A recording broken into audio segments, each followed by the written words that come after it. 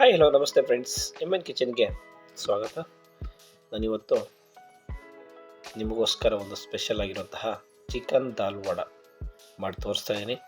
ಈ ಚಿಕನ್ ದಾಲ್ ವಡ ಅಂತೂ ಇವಾಗ ಮಳೆ ಬರೋ ಟೈಮಲ್ಲಿ ಬಿಸಿ ಬಿಸಿ ಮಾಡಿ ತಿಂತಾಯಿದ್ರೆ ಅದ್ರ ಮಜಾನೇ ಬೇರೆ ಕಣ್ರಿ. ಈ ಚಿಕನ್ ದಾಲ್ ವಡ ತುಂಬ ಟೇಸ್ಟಿಯಾಗಿ ಹಾಗೆ ಅತಿ ಸುಲಭವಾಗಿ ಮಾಡುವಂತಹ ಒಂದು ಸಿಂಪಲ್ ಆಗಿರುವಂತಹ ರೆಸಿಪಿ ಆಗಿದೆ. ಹಾಗಿದ್ರೆ ಈ ಚಿಕನ್ ದಾಲ್ ವಡ ಯಾವ ಥರ ಮಾಡಿದೆ ಅಂತ ನೋಡೋಣ ಬನ್ನಿ.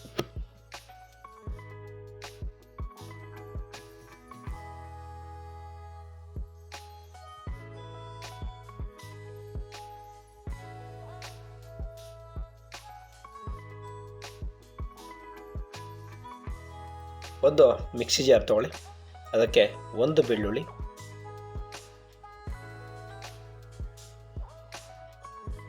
1 ಇಂಚು ಶುಂಠಿ, 10 ಕರಿಬೇವಿನ ಎಲೆ,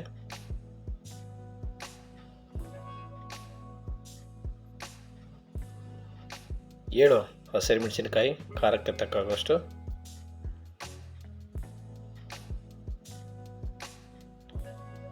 2 ಇಂಚು ಚಕ್ಕೆ,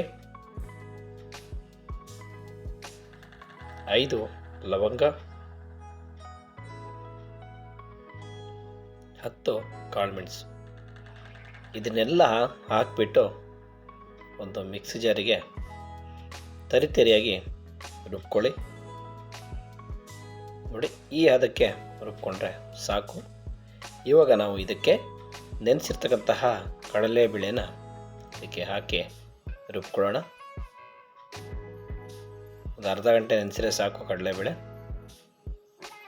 ಇದನ್ನು ಸಹ ಹಾಕ್ಬಿಟ್ಟು ತರಿತರಿಯಾಗಿ ಇದನ್ನು ಸಹ ರುಬ್ಕೊಳ್ಳಿ.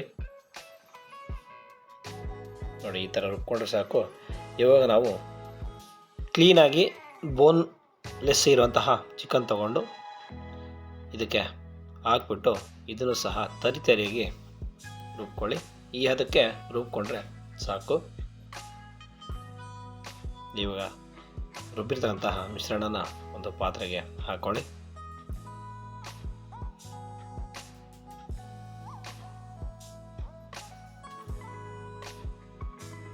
ಅದಾದ ನಂತರ ಅದಕ್ಕೆ ಚಿಕ್ಕದಾಗಿ ಕಟ್ ಮಾಡಿರುವಂತಹ 2 ಈರುಳ್ಳಿ, ಹಾಗೆ 1 ಮುಷ್ಟಿ ಸಬ್ಬಸಿಗೆ ಸೊಪ್ಪು, ಇದನ್ನೆಲ್ಲ ಹಾಕ್ಬಿಟ್ಟು ಚೆನ್ನಾಗಿ ಮಿಕ್ಸ್ ಮಾಡ್ಕೊಳ್ಳಿ. ಹಾಗೆ ರುಚಿಗೆ ತಕ್ಕಷ್ಟು ಉಪ್ಪನ್ನು ಸಹ ಹಾಕ್ಬಿಟ್ಟು ಚೆನ್ನಾಗಿ ಮಿಕ್ಸ್ ಮಾಡಿ ಇಟ್ಬಿಡಿ.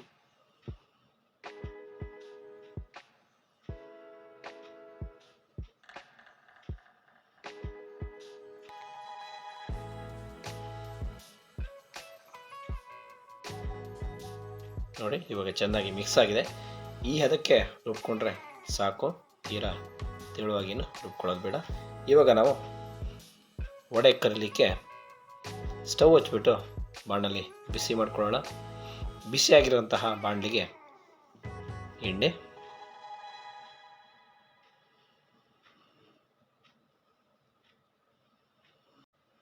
ಬಿಸಿಯಾದ ನಂತರ ಈ ಥರ ಉಂಡೆಗಳನ್ನ ಮಾಡಿಕೊಂಡು ಈ ಥರ ಅಗಲವಾಗಿ ತಟ್ಕೊಬಿಟ್ಟು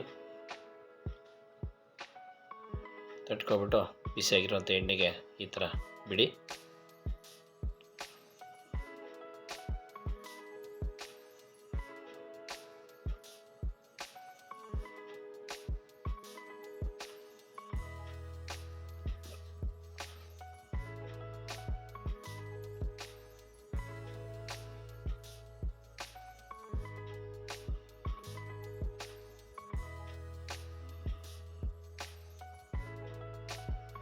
ಈಗ ನಾವು ಒಂದು ಸೌಟ್ ಸಹಾಯದಿಂದ ನೀಟಾಗಿ ತಿರುಗಿ ಮಗ್ಚಿ ಹಾಕ್ಕೊಳ್ಳಿ.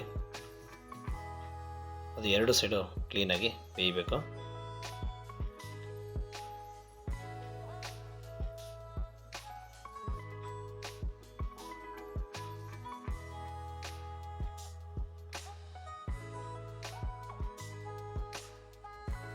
ಇವಾಗ ವಡೆ ರೆಡಿಯಾಗಿದೆ.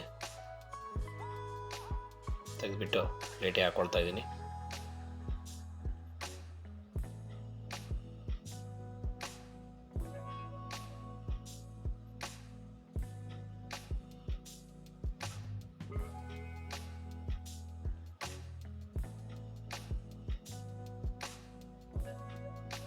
ವಾವ್, ಚಿಕನ್ ದಾಲ್ ವಡ ಸೂಪರಾಗಿ ಬಂದಿದೆ.